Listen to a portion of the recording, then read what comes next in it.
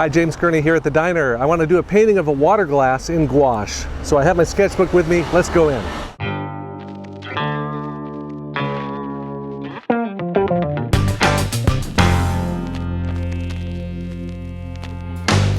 I'm painting in a watercolor sketchbook.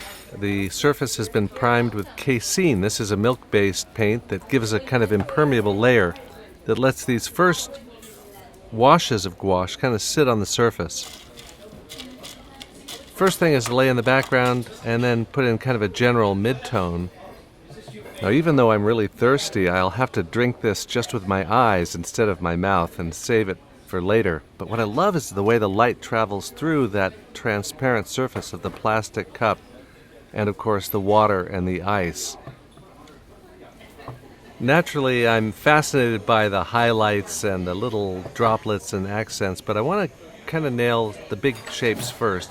I'm using that watercolor set with gouache squeezed in it, black and white and blue and little raw sienna, and I use a little bit of that gamboge from the transparent watercolor set to paint the yellow of the lemon, which is really what attracted me, that really bright yellow, even in shadow, against all the grays. Now that I got the big grays, lights and darks in, I can start putting in some of the details. A few highlights, and then that script lettering for the Pepsi Cola logo that's painted on the side of the glass.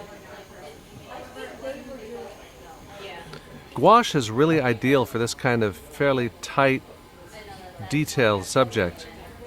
And little areas like this water ring on the table is something that you can paint pretty precisely with a brush, because gouache lends itself to fine detail. They say that a scientist can find an entire universe in a glass of water, but so can an artist. And I love thinking about how each drop of water may have turned up to spend its life inside a lemon, or a glass of water, or a painting. Now I can finally drink it.